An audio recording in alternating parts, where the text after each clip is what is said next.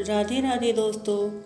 आज मैं आपके सामने कार्तिक मास के 11वें अध्याय का वर्णन करने जा रही हूँ, जिसे आप ध्यानपूर्वक सुनिएगा, जिसमें व्यास जी ने गृहस्थ आश्रम का बहुत ही सुंदर वर्णन किया है। एक समय नारद जी श्री व्यास जी से पूछने लगे कि हे व्यास जी, गृहस्थ आश्रम सब आश्रमों से उत्तम क्यों माना गया है? तब व्यास जी ने कहा, जैसे सब नदियाँ समुद्र में आश्रय पाती हैं, वैसे ही सब जीव माता का आश्रय पाकर जीवित रहते हैं। उसी प्रकार 6 प्रकार के भिक्षुक, ब्रह्मचारी, सन्यासी, विद्यार्थी, गुरु पूजक, यात्री तथा जीविका रहित ये सब गृहस्थों का ही आश्रय पाते हैं।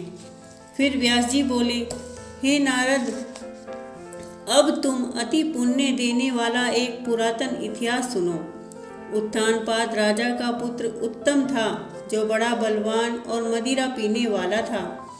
उसने बहुला नाम वाली स्त्री के साथ विवाह किया और राजा रानी दोनों ही बड़े प्रेम से रहने लगे।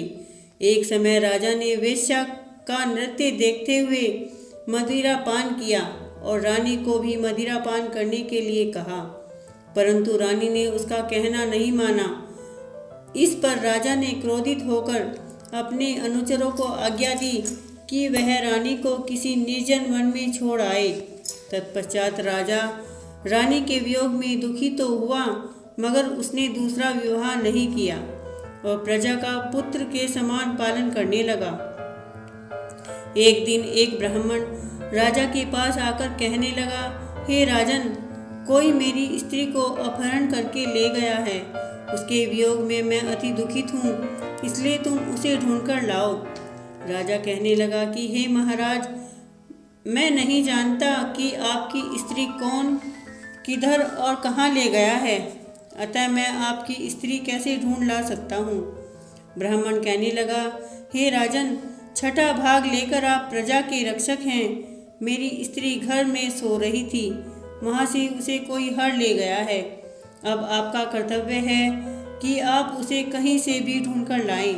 तब राजा ने कहा, हे विप्र, मैंने तुम्हारी स्त्री को कभी देखा तक नहीं कि वह कैसे स्वभाव और रूप वाली है। तब ब्राह्मण बोला कि यह यद्यपि कठोर वचन बोलने वाली, कुरूपा, काले रंग की तथा कर्कशा स्वभाव वाली है, परंतु मैं उसकी कोई निंदा नहीं करता, क्योंकि वह मेरी पत्नी है, अर्थात मेरी अर्धांगिनी है। तब राजा कहने लगा कि जब तुम्हारी स्त्री ऐसी कुरूपा और क्रूर स्वभाव वाली है, तो तुम उसे लेकर क्या करोगे? मैं अति सुंदर और कल्याणकारी दूसरी स्त्री लाकर दे सकता हूँ। ब्राह्मण कहने लगा, हे राजन, मेरी स्त्री मेरे धर्म और मेरे कर्म की अर्धांगिनी है। उसकी रक्षा करना मेरा परम धर्म है। जो अपनी स्त्री की रक्षा नहीं करता, उसके वर्ण संकर संतान उत्पन्न होती है और उसके पितर नरकवासी होते हैं। जो मनुष्य वेश्यागामी होता है, उसका कल्याण नहीं होता। जो मनुष्य ऋतुकाल के पश्चात अपनी स्त्री से भोग नहीं करता, उसके पितर 1 मास तक उसके रुधिर में तैरते हैं। ब्राह्मण के ऐसे वचन सुनकर राजा अपने शस्त्र लेकर रथ पर सवार हुआ और चारों ओर घूम फिर कर उस स्त्री को खोजने लगा। कुछ दूर जाकर उसने एक आश्रम देखा, जहाँ पर एक महान तेजस्वी ऋषि कुशा के आसन पर विराजमान थे। राजा को देखकर भी उस ऋषि ने राजा का कोई आदर सत्कार नहीं किया और बोला, मैं जानता हूँ कि तुम राजा उत्तानपाद के पुत्र हो, मगर तुम यहाँ किस कारण आए हो? राजा कहने लगा, हे मुने, ब्राह्मण के घर से कोई उसकी स्त्री को हर ले गया है। मैं उसी की खोज में इधर आया हूँ, परंतु आपने अर्धे आदि कुछ भी नहीं दिया और न ही किसी प्रकार का सत्कार किया। इसका क्या कारण है? ऋषि ने उत्तर दिया, हे राजन, तुम अर्धे योग्य होते हुए भी इस समय उसके पात्र नहीं हो, क्योंकि तुमने अपनी निरपराध स्त्री को वन में त्याग दिया है। जहाँ स्त्री का यह धर्म है कि वह तन मन से अपने पति की सेवा करे तथा उसकी आज्ञा का पालन करे, वहाँ पुरुष का भी धर्म है कि वह अपनी स्त्री का यथोचित सम्मान करे। जिस घर में स्त्रियों का मान होता है वहाँ पर देवताओं का वास होता है। जहाँ स्त्रियों का अनादर होता है वहाँ कभी सुख शांति नहीं रह सकती। इतना सुन राजा लज्जा युक्त हो पूछने लगा, हे भगवान, आप भूत भविष्य और वर्तमान तीनों काल के जानने वाले हैं, इसलिए कृपा करके बताइए कि ब्राह्मण की स्त्री को कौन और कहाँ ले गया है। ऋषि कहने लगे कि हे राजन, अदिति का पुत्र बलाक नाम का राक्षस उस ब्राह्मणी को उल्पवावर्त वन में हरकर ले गया है। सो जाओ और उसको ढूंढकर ब्राह्मण का संयोग कराओ। राजा ने मुनि को प्रणाम किया और अपने रथ पर सवार होकर मुनि के बताए हुए मार्ग पर जाकर उत्पलावर्त वन में जा पहुंचा।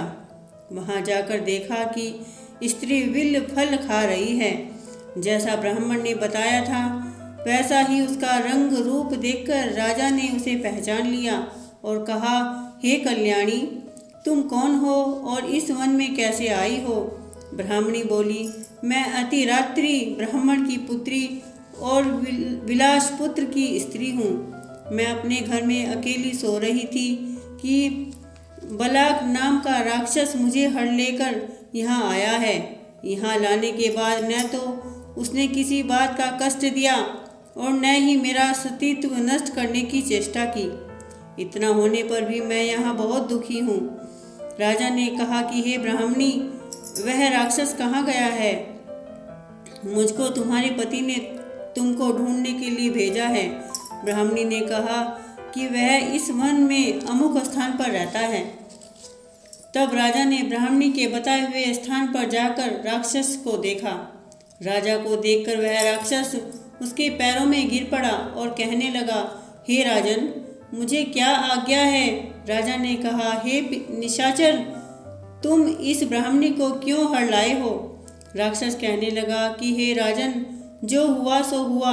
अब मुझे जो आप आज्ञा देंगे मैं प्रसन्नता पूर्वक उसका पालन करूंगा। तब राजा ने कहा, हे निशाचर, यदि तुम इसके साथ विवाह करना चाहते हो तो देख, यह अत्यंत कुरूप है। यदि खाने का इरादा है तो वैसे बताओ। राक्षस कहने लगा, हे राजन, मेरे घर में अनेक अप्सराएं हैं, उनको छोड़कर मैं कभी किसी के साथ भोग की इच्छा नहीं रखता। मैं मांस भी नहीं खाता। मैं तो केवल पूर्व जन्म के पापों का प्रायश्चित कर रहा हूँ। इस ब्राह्मणी का पति राक्षसों को मारने का मंत्र जानता है। अतएव जब हम यज्ञ का अन्न ग्रहण करने के लिए जाते हैं तो वह हमको वहाँ से भगा देता है, क्योंकि सब यज्ञों का वही आचार्य बनता है। इसी कारण उस ब्राह्मण को दुखी करने के लिए मैंने उसकी स्त्री को हड़ लिया है, क्योंकि बिना स्त्री के पुरुष कर्म का अधिकारी नहीं होता। यह सुनकर राजा ने विचार किया कि यह राक्षस भी हमारी ही निंदा कर रहा है और मुनि ने भी हमको अर्धे योग्य नहीं समझा। राजा अपने मन में ऐसा विचार कर ही रहा था कि राक्षस कहने लगा, हे राजन, मैं आपकी प्रत्येक आज्ञा का पालन करूंगा। इतना कह हाथ जोड़कर खड़ा हो गया। राजा ने कहा कि हे निशाचर, तुम इस ब्राह्मणी को इसके घर छोड़ आओ और जब हम याद करें तब हमारे पास आ जाना। राजा की आज्ञा पाते ही वह राक्षस उस ब्राह्मणी को उसके घर छोड़ने चला। तब राजा सोचने लगा कि मैंने अपनी निर्दोष स्त्री को घर से निकाल दिया है। अब ऐसा कौन सा पुण्य कर्म करूं जिससे यह पाप दूर हो। तब राजा पुनः उन्हीं मुनि के आश्रम पर चले गए और मुनि से कहा, हे राजन, पुरुष के लिए स्त्री धर्म, अर्थ, काम और मोक्ष सभी कुछ देने वाले हैं। स्त्री के बिना पुरुष को इस लोक और परलोक कहीं भी सुख नहीं मिल सकता। स्त्री चाहे कैसी खोटे स्वभाव वाली, मूर्ख, कुरूपा, रोगी और दरिद्री क्यों ना हो, पुरुष को उसका सम्मान करना चाहिए। राजा कहने लगा कि हे मुने, मैं अपने निर्दोष एवं पतिव्रता स्त्री को बिना अपराध त्याग दिया। अब मैं क्या करूं? तब मुनि ने कहा, हे राजन, तुम्हारी स्त्री को शतापात नाम के नाग ने वन में घूमते हुए देखा। तो वह उसको पाताल में ले गया। उस नाग की नंदा नाम वाली एक कन्या है, उसने अपने घर में उसको छिपा रखा है। यह सुन राजा वहाँ से अपने घर आया और ब्राह्मण को स्त्री सहित अपने घर में देखकर बहुत प्रसन्न हुआ। तत्पश्चात राजा ने बलाक नामक राक्षस को याद किया तो वह तुरंत ही राजा के पास आकर उपस्थित हो गया। बलाक को देख राजा ने उसे पाताल लोक से अपनी स्त्री को लाने का आदेश दिया। उसके बाद वह राक्षस पाताल लोक में गया और वहां से राजा की स्त्री लाकर उसको सौंप दी।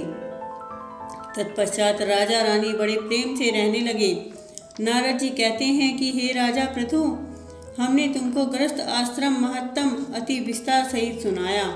अब और क्या सुनने की इच्छा है सो कहिए। जय श्री कृष्ण।